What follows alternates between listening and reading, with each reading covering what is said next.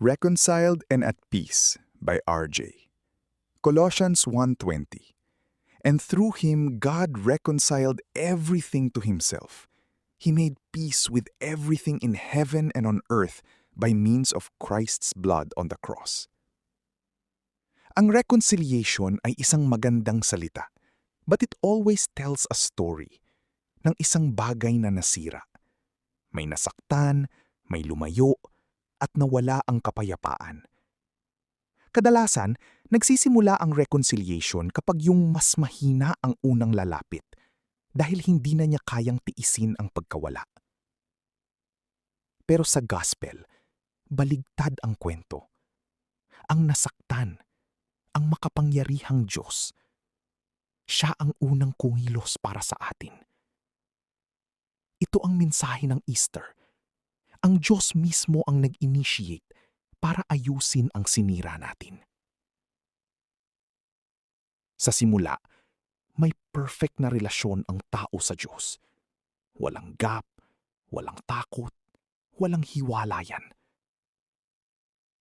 Pero sa Garden of Eden, nasira ang lahat. Nang magkasala sina Adam at Eve, tumalikod sila sa Diyos. Pero imbis na galit ang ibalik ng Diyos, hinanap niya sila. Tinawag niya, "Nasaan ka?" Genesis 3:9. At kalaunan, tinakpan niya ang kanilang kahihiyan gamit ang balat ng hayop. Genesis 3:21. Ibig sabihin, may dugo na kailangang mabuhos. Isang preview ng gagawin ni Jesus Christ sa krus. Ipinaliwanag ito ni Paul the Apostle sa 2 Corinthians 5:19 na ang Diyos, sa pamamagitan ni Kristo, ay inaayos ang relasyon ng mundo sa Kanya. Hindi niya hinayaan na manatili ang distansya. Pumasok siya sa gulo natin, dinala ang kasalanan natin para maibalik tayo sa Kanya. At hindi lang ito personal, malawak ito, parang buong universe ang sakop. Ang kasalanan nakaapekto sa lahat ng creation. Pero sa pamamagitan ng krus, sinimulan ng Diyos ang kanyang restoration. Hindi lang ito tungkol sa forgiveness. Ito ay tungkol sa pag-aayos ng lahat sa ilalim ng kanyang paghahari.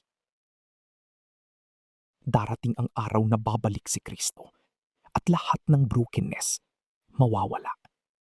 Lahat luluhod sa kanyang perpektong kapayapaan.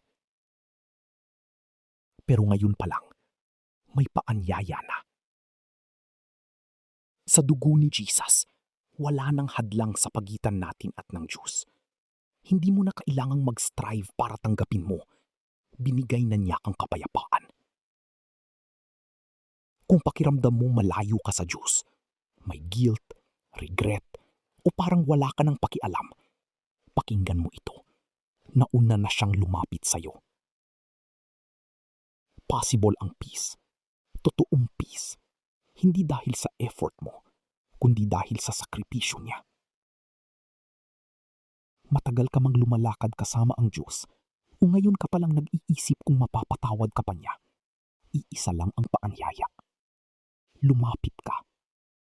Hayaan mong ipaalala ng krus na ang reconciliation nagsisimula at nagpapatawad kay Jesus.